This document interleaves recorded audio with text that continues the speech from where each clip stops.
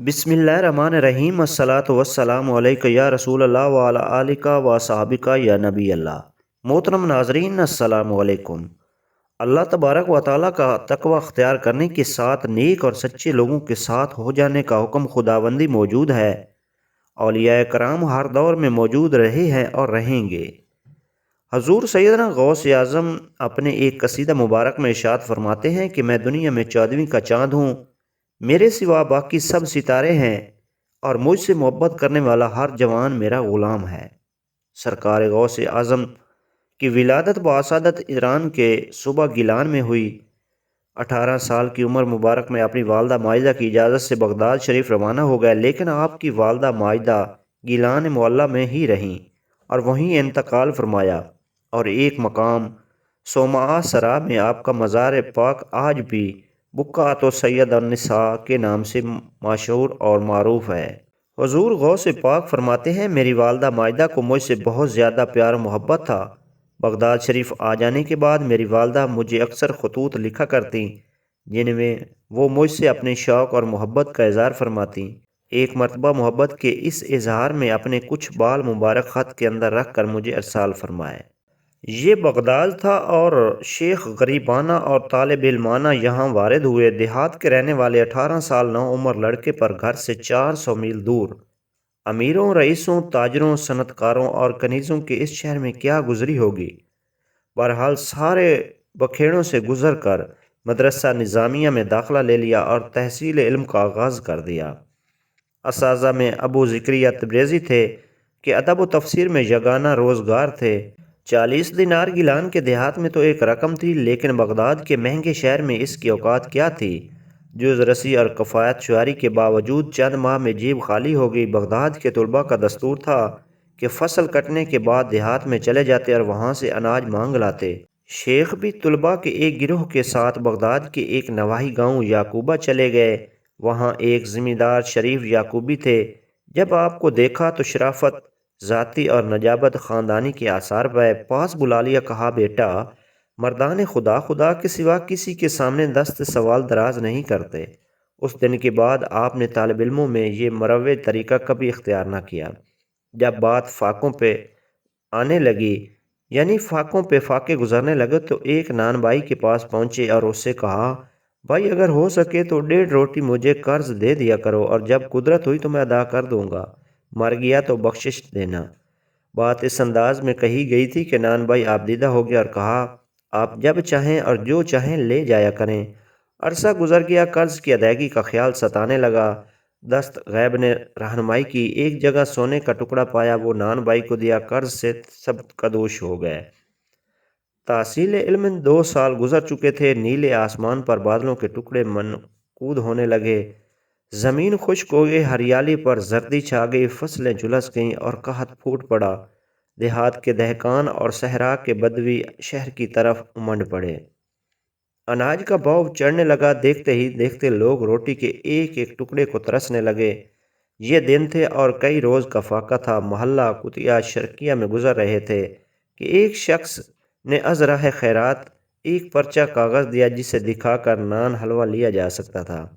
آپ نے نان حلوہ لے لیا اور ایک غیر آباد مسجد میں آ گئے کہ اسے تناول فرما لیں۔ اچانک ایک بوسیدہ کاغذ پر نظر پڑی، جسے ہواؤں نے صحن مسجد کے ایک گوشے میں لا ڈالا تھا۔ مطالعہ کے ذوق کا یہ عالم تھا کہ اسے لپک کر اٹھا لیا اور پڑھنا شروع کر دیا۔ ایک جگہ لکھا تھا کہ شیروں کو لذت دنیا سے کیا سروکار، بات دل کو لگی، اٹھے اور نان حلوہ کسی اور فاقہ زدہ کو دے دیا۔ بغداد کے اس قحط کی داستانیں زائروں اور تاجروں کی زبانی دور دراز شہروں میں بھی پھیل گئیں۔ لوگ کاروان سراؤں، مسجدوں، حماموں اور دکانوں پر اہل بغداد کی عظیم مصیبت کا ذکر بڑے حزن و ملال سے کرتے کہ وہ گندم کے ایک ایک دانہ کو ترس گئے ہیں۔ زمین سبزے سے خالی ہو چکی ہے، لوگ درختوں کے پتے کھا گئے ہیں۔ خبریں بوڑھی ام الخیر فاطمہ تک بھی جا پہنچیں۔ ان کی چشم تصور اپنے بیٹے کو فاقہ زدوں کے ہجوم میں دیکھنے لگیں۔ میرے بیٹے، خدا تجھے محفوظ رکھے، یہ کہہ کر اٹھیں اور بغداد جانے والے کسی قافلے کی تلاش کرنے لگیں۔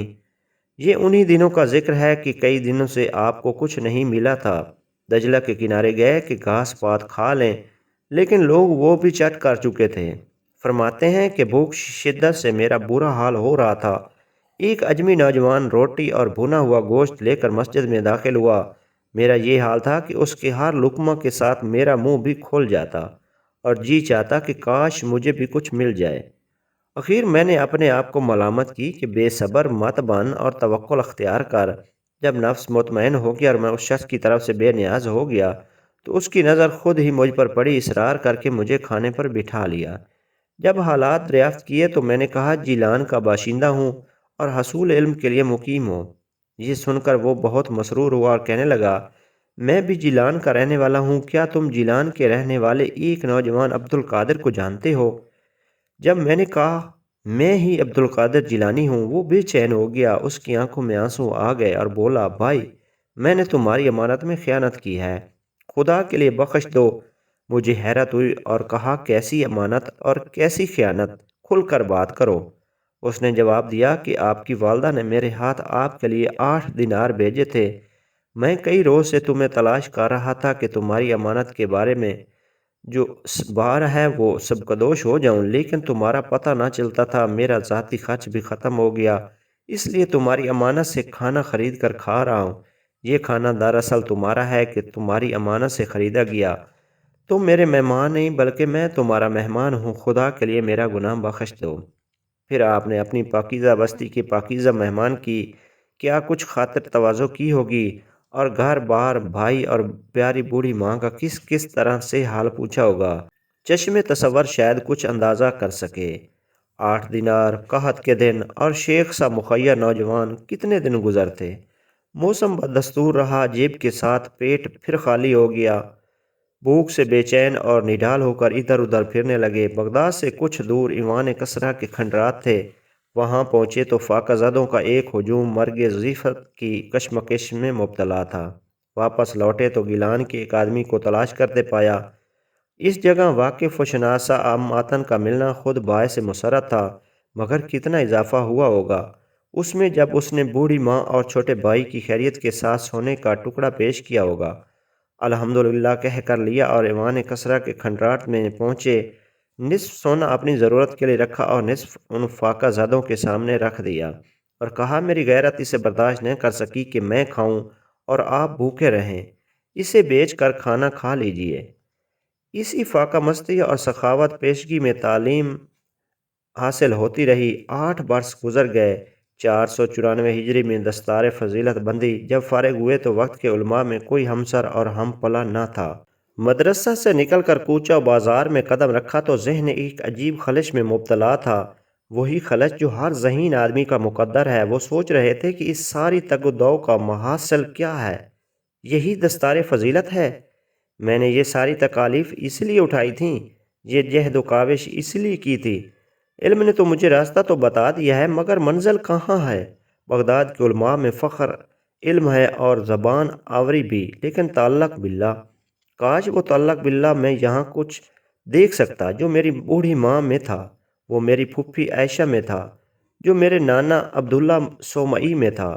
شیخ کے چشم تصور میں گیلان ابھر رہا تھا، جہاں ماں کو سجادہ عبادت پر کھڑے دیکھا تھا، جہاں باپ کی پاک بازی کی داستانیں بکھری ہوئی تھیں، جہاں پھوپھی کی خدا پرستی کا چرچا تھا۔ کتنا پیارا واقعہ تھا جب 1 سال میہ نہ برسا اور اہل گیلان پھوپھی کے گھر آ کر طالب دعا ہوئے تو انہوں نے آنگن میں جھاڑو دے کر کہا خداوند میں نے جھاڑو دے دیا ہے، تو چھڑکاؤ کر دے، اور بارش برسنے لگی۔ کتنا تعلق تھا، خدا سے کتنی محبت تھی، قرب الہی کا کتنا گہرا احساس تھا۔ کتابیں جاٹ جانے سے یہ محبت، یہ تعلق، یہ تقرب تو حاصل نہیں ہوتا۔ شیخ طالب علمی کے کٹھن شب و روز اور 8 سالہ صحبتوں کا جائزہ لے رہے تھے، جو یوں معلوم ہو رہا تھا جیسے بے حاصل گزر گئے ہوں۔ بے یقینی اور بے حاصلی کی اس دلدل سے نکلنے کے لیے کیا کیا جائے؟ آپ کو یہ سوال بے چین کر رہا تھا۔ وہ چاہتے تھے کوئی اس معاملہ میں ان کی دستگیری کرے، مگر بغداد میں کون تھا جو ایسا ہو؟ بغداد تو ایسا شہر تھا جہاں شور و ہنگامہ کے سوا کچھ نظر نہ آتا تھا۔ لوگ تمام تر وقتی لذتوں کی تلاش میں سرگرداں تھے۔ علماء شہرت، امراء قوت و اقتدار اور تاجر دولت کی جستجو میں مرے جا رہے تھے۔ دجلہ کے کناروں پر گناہ کا ایک سمندر بہہ رہا تھا۔